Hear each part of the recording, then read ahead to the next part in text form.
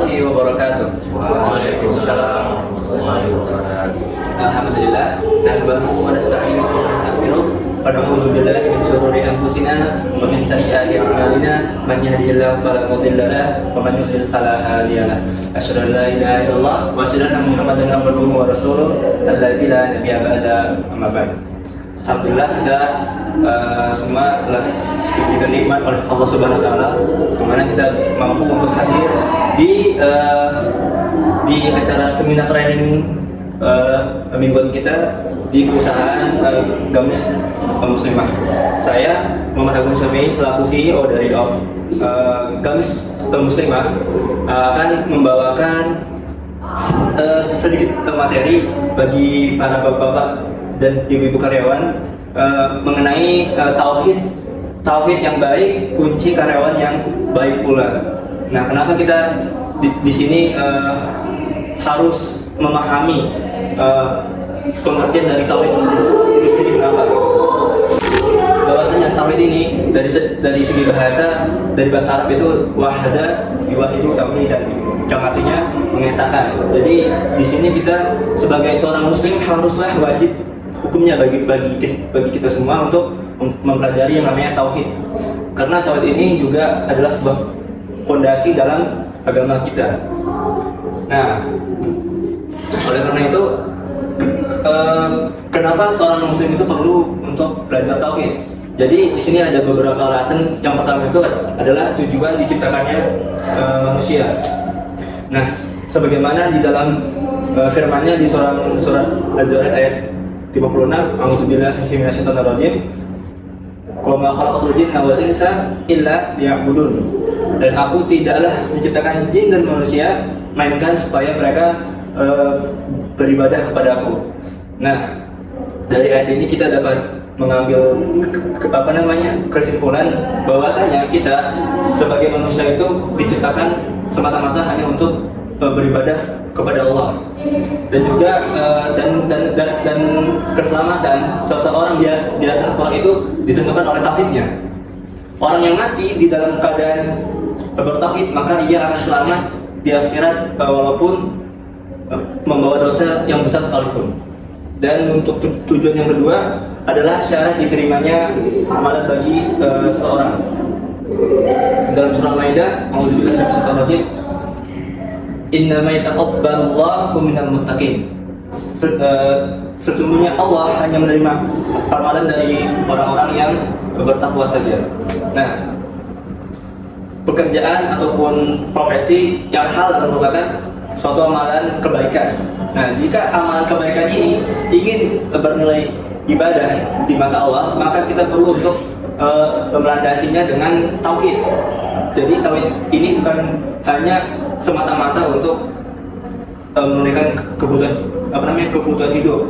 Nah, jadi di sini yang perlu Bapak pahami, kita disuruh bekerja itu bukan hanya untuk cari uang aja, tapi kita juga meneruskan kembali niat kita untuk menjadikan ibadah ini pekerjaan ini sebagai ibadah gitu loh. Nah, untuk alasan yang ketiga adalah tauhid adalah kunci surga. Dari hadis Abu Ya'la, man qala la ilaha illallah sidqan min qalbihi dakhala jannah. Nah, barang siapa yang mengatakan tidak ada sesembahan yang hak kecuali Allah tulus dari hatinya, maka ia akan masuk surga. Nah, namun bukan sekedar diucapkan saja, tapi kita juga harus disertai dengan ilmu dan menjalankannya dengan konsekuensi juga. Nah, akidah menjadi landasan seorang muslim. Perintah yang utama bagi manusia adalah mentauhidkan Allah, dan ibadah barulah dinamakan ibadah jika disertai dengan tauhid. Tanpa tauhid, ibadah itu tidaklah bisa disebut sebagai ibadah. Nah, yang perlu kita tahu bersama, di dalam akidah itu ada nama al-usul salasah. Jadi ada 3 landasan utama di dalam akidah. Yang pertama itu bagaimana seorang hamba mengenal rohnya, dan yang kedua itu bagaimana seorang hamba dalam mengenal Islam, dan yang ketiga bagaimana seorang hamba dia dapat mengenal nabinya. Nah, dalam mengenal Allah yaitu kita tuh harus mengenalnya sebagaimana yang terdapat di dalam Al-Quran dan lewat lisan Rasulullah SAW. Dan kemudian mengenalnya juga berarti kita mengenal keesaan Allah juga mengenal asma dan sifatnya. Dan yang kedua itu mengenal Islam, yaitu kita beribadah kepada Allah lewat syariat Islam dan menjalankan setiap perintah dan menjauhi semua larangannya. Dan yang ketiga, bagaimana juga seorang hamba itu dapat mengenal nabinya, karena beliau adalah wasithah atau perantara bagi kita dan Allah. Nah, kita tidak bisa beribadah kepada Allah tanpa melalui perantara dari Nabi Muhammad SAW. Nah, dan juga yang perlu kita ketahui juga, bekerja itu adalah ibadah. Nah, jadi bekerja di sini bukan hanya sebagai aktivitas saja untuk memenuhi kebutuhan hidup atau kayak untuk menafkahi anak dan istri, tapi juga ibadah ini kalau bisa kita harus menjadikannya tulus karena niat ibadah. Dan juga bekerja di sini juga kita harus bisa menjadikannya juga sebagai sarana untuk menunaikan ibadah kita kepada Allah. Nah, di sini ada dua syarat amal itu diterima biar usaha kita, pekerjaan kita itu nggak sia-sia. Yang pertama adalah niat baik dan tulus, ikhlasun niat. Nah, niat yang baik dan tulus itu memegang peranan penting di dalam semua tingkatan manusia. Dengan niat yang baik dan benar, setiap langkah di dunia kerja itu bisa menjadi bentuk pengabdian yang diridhoi oleh Allah. Dan kemudian itu ada keikhlasan. Nah, ikhlas di dalam bekerja juga menjadi kunci utama untuk menjaga nilai-nilai ibadah di dalam segala aktivitas. Nah, tanpa keikhlasan, niat baik dapat dirusak oleh motif tersembunyi. Selain itu juga penting untuk memastikan bahwa pekerjaan yang dilakukan sesuai dengan nilai-nilai pada syariat. Dan juga hal ini dapat mengakibatkan terkikisnya keberkahan dan bahkan berpotensi menimbulkan dosa. Nah, kita kalau nggak hati-hati dalam masalah ikhlas ini bisa berakibat fatal yang fatal sekali. Nah, contoh juga ada orang yang bekerja tapi dia nggak lihat dari sisi kemudaratannya. Ada yang cuma bekerja itu cuma lihat dari ya udah, yang penting saya dapat duit hari ini untuk makan anak dan istri saya. Tapi dia nggak mikirin efek dari pekerjaannya ini. Bahkan kayak ada yang orang melakukan judi atau kayak mabuk-mabukan. Nah, dia nggak mikir hasil dari pekerjaan ini haram atau enggak. Nah, makanya kita perlu mempelajari tauhid itu karena ini penting sekali buat imbasnya ke kehidupan kita dan di keluarga kita. Nah, di sini juga ada sifat-sifat yang harus dimiliki oleh seorang hamba muslim. Yang pertama adalah selalu merasa dalam penguasaan Allah. Nah, ini penting sekali ya, karena seseorang yang bertauhid itu dia apa-apa yang dikerjakan itu dia bakal takut gitu. Dia tuh untuk melakukan sesuatu itu dia bakal berpikir lagi, ini haram nggak ya, ini boleh nggak ya untuk dilakukan. Nah, makanya dia ini selalu dalam ketakutan dan selalu merasa diawasi oleh Allah. Dan yang kedua itu tidak mementingkan pandangan orang lain terhadap pekerjaannya. Nah, sebagian orang itu menjadikan kinerja dan integritasnya itu di dalam bekerja terpaku pada ini, penilaian dari orang lain.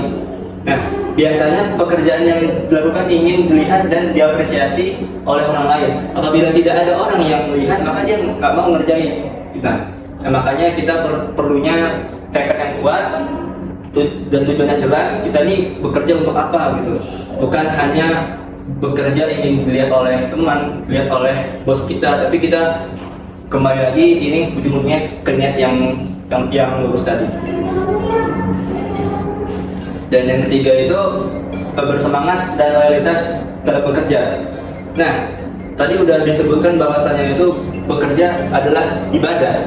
Nah, di dalam Islam sendiri tentunya ibadah ini masuk ke rukun Islam.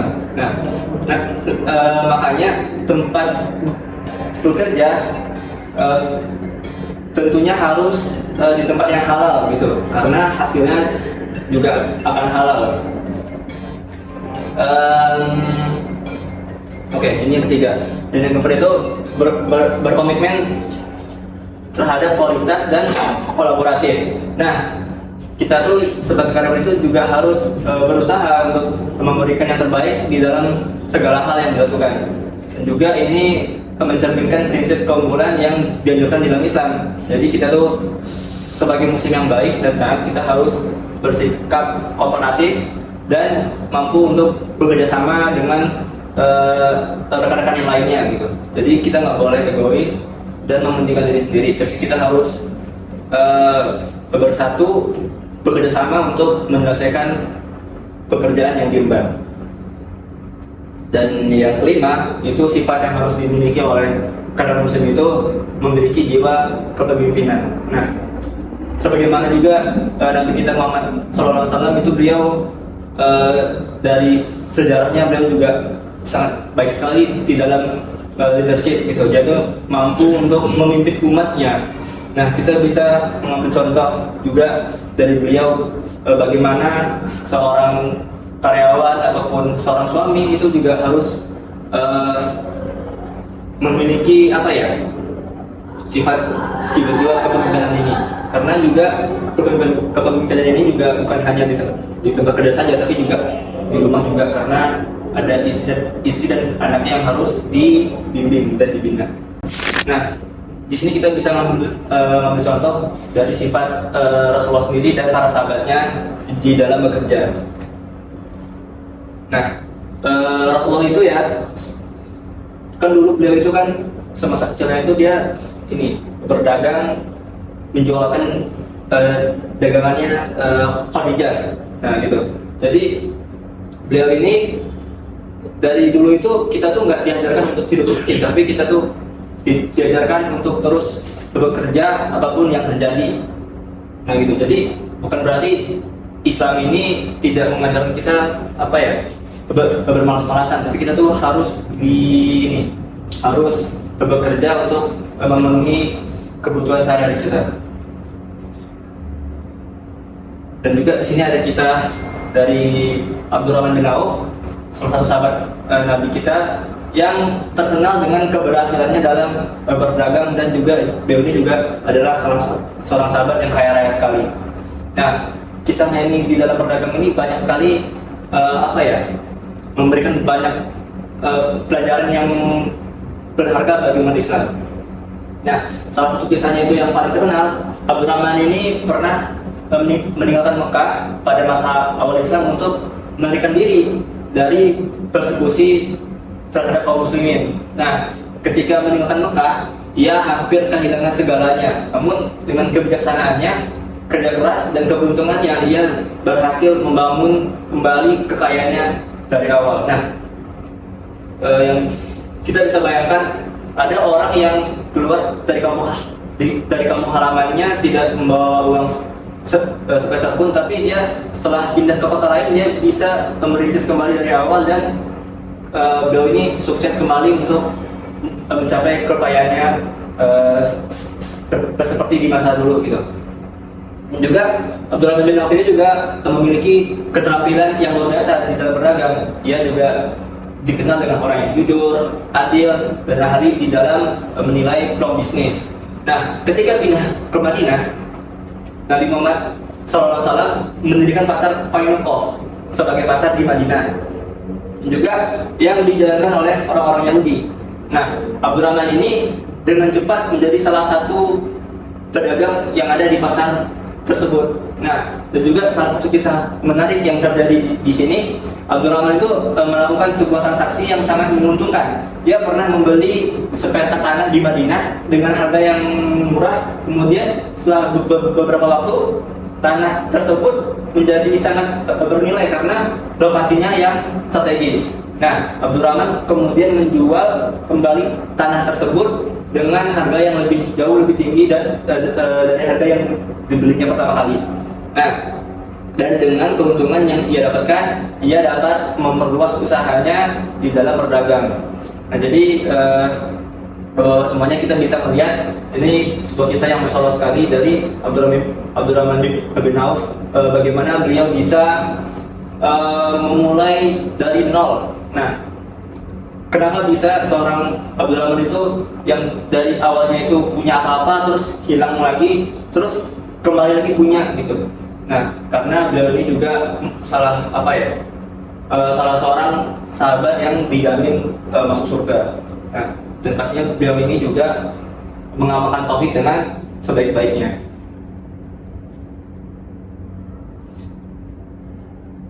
Nah, jadi juga Abdurrahman ini walaupun dia kaya raya, sukses, tapi dia tuh nggak lupa dari kewajiban dia ini sebagai seorang hamba gitu.